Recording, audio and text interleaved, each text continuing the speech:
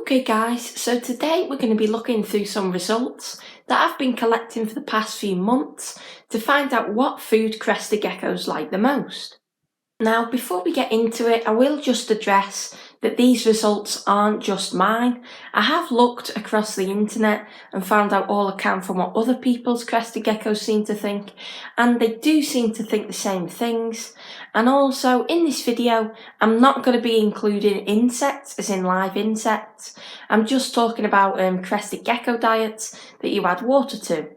So if we come over and take a look inside my Crested Gecko's supply drawer, then you will see that I do have a vast array of things for him, in terms of food at least.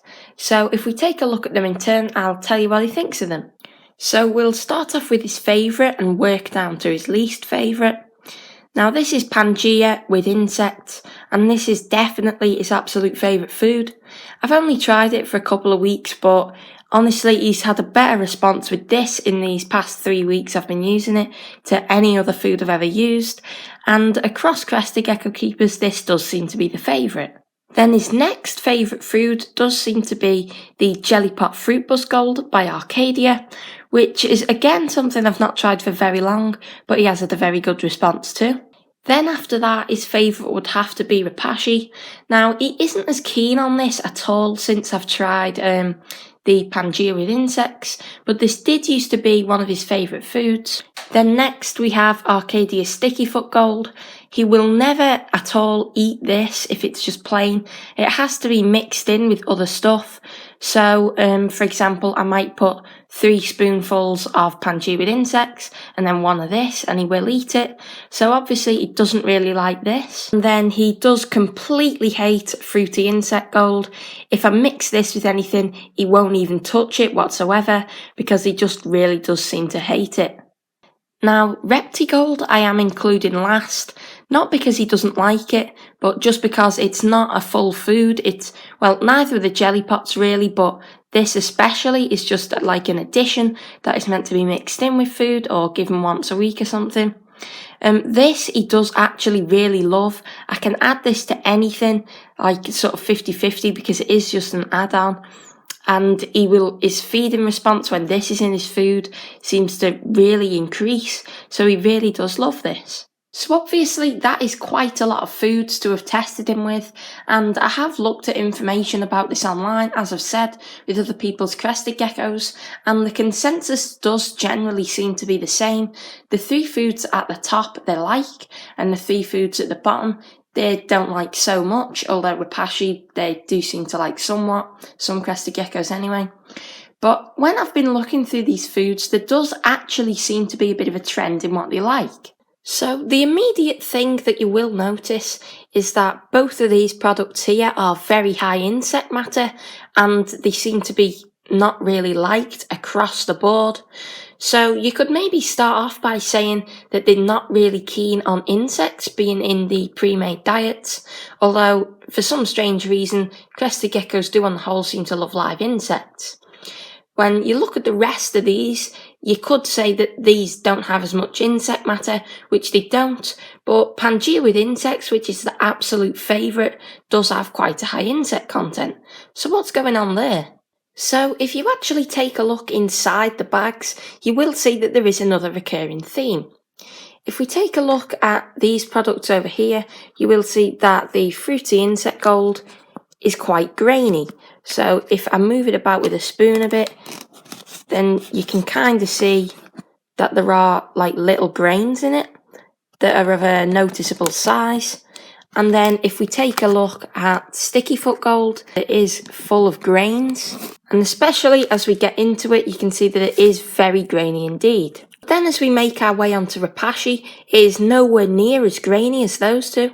So if I take out a little bit of a sample and just tap it in there, you can see that it's slightly grainy, but it is much more of a powder than the other two. And of course, as we move on to the favourites, these are incredibly powdery. You can see there, just from me tapping it, that this is an extreme powder.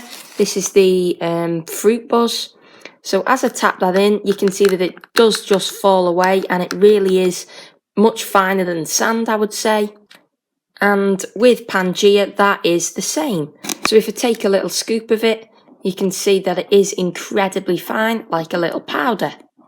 Now there is another running trend in these foods, which I can't show you because it is what they smell like. So these products up here all do smell really nice. Ripashi smells just like bananas and that does smell nice.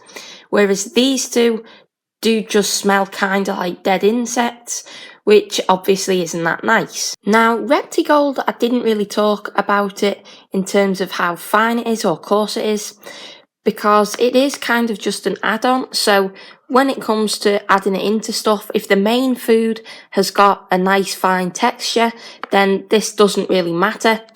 But anyway, this does seem to make my Crested Gecko and many others seem to prefer what they're eating. So once a week I do add 2 capsules of this to his main diet, which is now Pangea. And he does seem to like it more.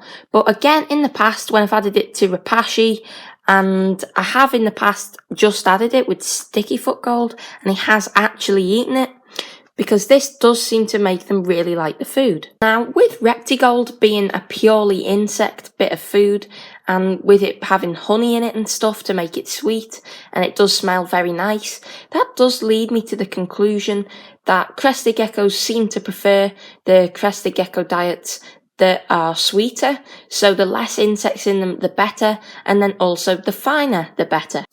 So what do the results of this experiment sort of really mean to anyone? Because obviously this has helped me choose foods for my Crested Gecko, but what can it do for you? Well, obviously that you can use this to see if your Crested Gecko likes the same foods, and if it does, then do leave that in the comments because that will be helpful. But also, I was hoping that perhaps if anybody's watching this that does make Crested Gecko diets, which I'm not sure if you will, but if you are, then maybe take a look into this. And if you're making any new diets in the future, make sure to maybe don't include insects in them and make them finer.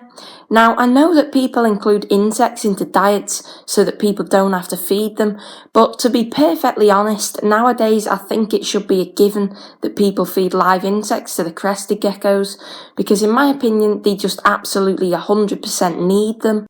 So if everybody's feeding insects in a diet, I do just think that adding them to Crested Gecko diets, which makes them not like them as much, just is a bit of a waste of time really. So if they weren't included and the diets were incredibly fine and powdery, then I think perhaps we'd have a better feeding response across the board. So guys, I do hope that you did enjoy this video and that perhaps you can use the information from it in your own reptile care. But if you did enjoy this video, then do please leave a like because that does help me out a lot, and do consider subscribing to my channel for similar content in the near future. So I'll see you next week in a brand new video. Bye guys.